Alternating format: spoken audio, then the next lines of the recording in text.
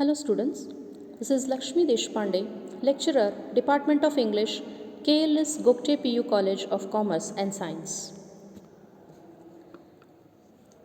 Welcome to the third class of the fourth unit, Everything I Need to Know I Learned in the Forest.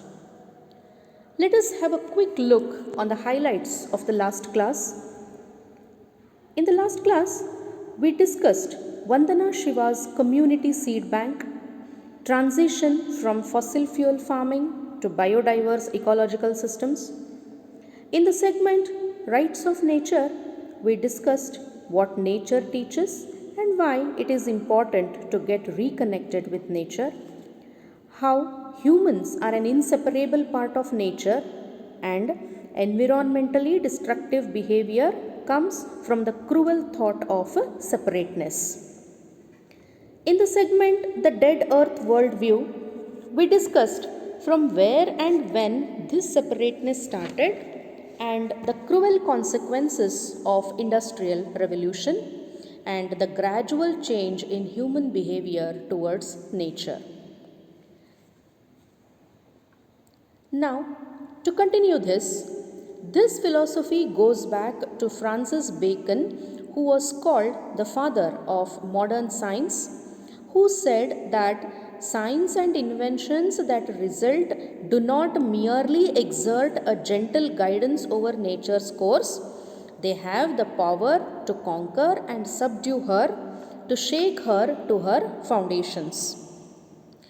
During scientific revolution, nature came to be modeled as a machine and a new spirit began to arise in which nature was not seen as having intrinsic value but only value as an object of human use and as an object of technological control. That is why Francis Bacon exaggerates or glorifies science that it is so powerful that it can conquer and shake earth to her foundations. On the contrary, Caroline Merchant, a philosopher and historian, says that this perspective from nature as a living, nurturing mother to inert, dead, and manipulable matter was well suited to the activities that would lead to capitalism. Means, such activities will make man only materialistic and money minded. The domination images given by Bacon and other leaders removed the cultural constraint on the exploitation of nature. What was our culture? I have heard from somewhere that Shakuntala, daughter of sage Vishwamitra, did not pluck the flowers because it would hurt the plant. Such was our culture. But this domination image made us so cruel and ruthless that we started to destroy the earth whom we called our mother. That is why Caroline Merchant says, one does not readily slay a mother, slay is to kill. One does not readily slay a mother, dig into her entrails for gold, or mutilate her body. The next segment, what nature teaches. Today, we are going through food crisis, nutrition crisis, financial crisis, etc. That is, we are going through multiple crises intensified by globalization. We need to move away from the paradigm of nature as dead matter. Means, we should come out of the cocoon of our thought that nature is a dead matter. Nature is not a dead matter. Nature is a living thing on whom we are dependent. So, it is necessary that we should move to the ecological paradigm and realize the importance of the natural world. The Earth University teaches Earth Democracy. This Earth University is started by Vandana Shiva at Navdhanya Farm. What is Earth Democracy? To know this, we should understand what is democracy. Democracy means each one gets equal rights and freedom without discrimination. In the same way, Earth University means each animal, insect, plant, and every living being that has taken birth on earth has equal right and freedom. No human has any right to destroy or exploit any living being, be it animal, plant, air, water, or insect. Earth University teaches that every living being has its own important role in nature, and all living beings, including human beings, are interdependent, and hence, Earth democracy means freedom for all species to evolve within the web of life. Earth University also teaches us humans our responsibilities as members of the Earth family to recognize, protect, and respect the rights of other species. So, we humans who claim ourselves to be the crown of creation must realize our duty towards nature and protect and respect the rights of other species and nature for our own sake or for our own well being. Earth democracy is a shift from anthropocentrism to ecocentrism. Anthropocentrism is a belief that human beings are the most important entity in the universe. This is the concept of human supremacy and can be used as human centrism. Ecocentrism is a philosophy that recognizes the moral view that all living beings have a value. Why is ecocentrism important? It is important because it is nature centered. It teaches us that environmental conservation is central to decision making. It teaches us that humans are part of nature and all life has inherent values. It teaches us to protect inhabitants and ecosystem. It teaches us not to cause extinction of other species. It teaches us that humans are not more important than other species. It teaches us that we need the earth more than it needs us. And so, we should change our mindset that human beings are the most important and nature is for human use. This is the shift from anthropocentrism to ecocentrism, which the Earth University teaches us. And since we all depend on the earth, Earth democracy translates into human rights to food and water, to freedom from hunger and thirst.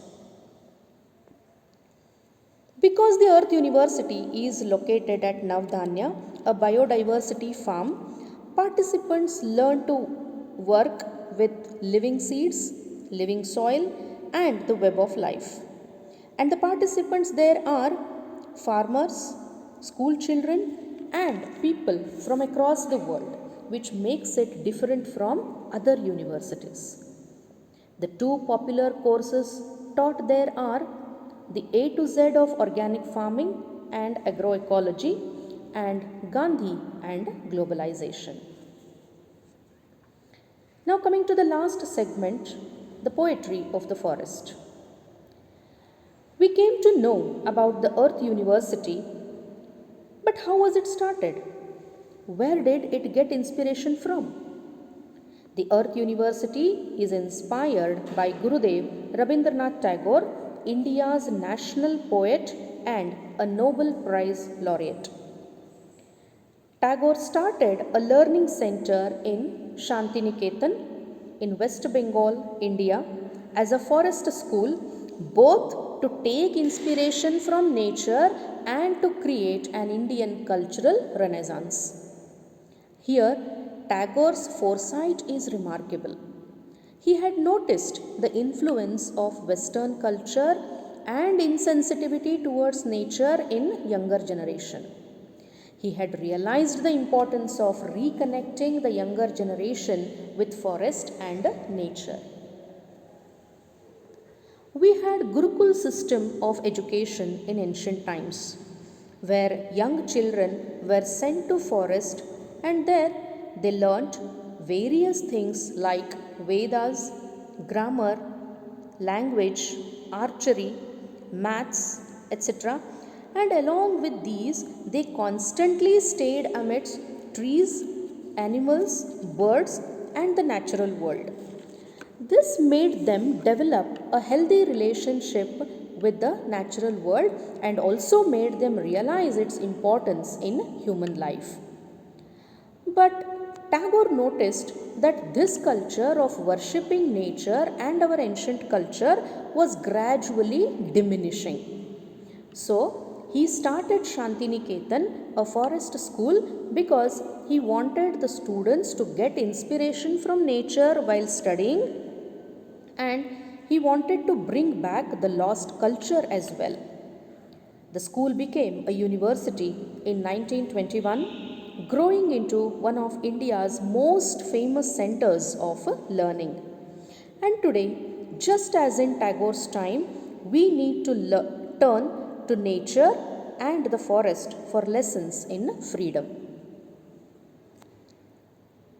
Vandana Shiva here refers to the essay written by Tagore, where he says Indian civilization has been distinctive in locating its source of regeneration, material and intellectual, in the forest, not the city.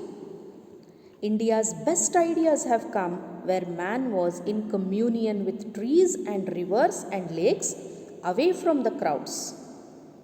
India's best ideas, whether it is Vedas, yoga, music, hymns, all these have come when man was in peaceful environment away from crowd. The environment was full of positivity and stimulated man to think good and create the best. The peace of the forest has fueled the culture of Indian society. Yes, we say that the culture of forest has fueled the culture of Indian society. But then, what is this forest culture? Students, it is the culture that has influenced our society by its diverse processes of renewal of life, which are always at play in the forest, varying from species to species, from season to season, in sight and sound and smell. Friends, nature has its own rules and process. It has its own time, like when and which flower should bloom, when it should rain, when the animals and birds should give birth to their young ones. And according to season, nature takes care of all this and helps all this process. The unifying principle of diversity, of democratic pluralism, thus became the principle of Indian civilization. There are numerous variety of animals, birds, insects, plants, trees in forest, but all these stay in forest obeying the rules of forest.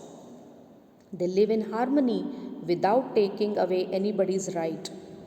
This is the principle of Indian civilization, and today, unfortunately, we seem to have totally forgotten it.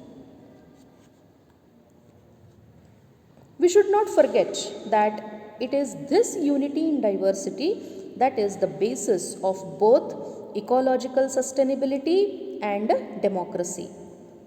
Diversity without unity becomes the source of conflict and contest. Yes, if there is only diversity and no unity, there starts unhealthy competition and backstabbing and conflict.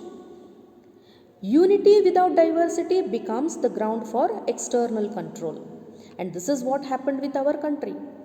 There was difference and hatred among the different caste and religion people, and only one caste and religion got united, and in spite of having so much diversity, it was not useful because all of them did not have the same ideals.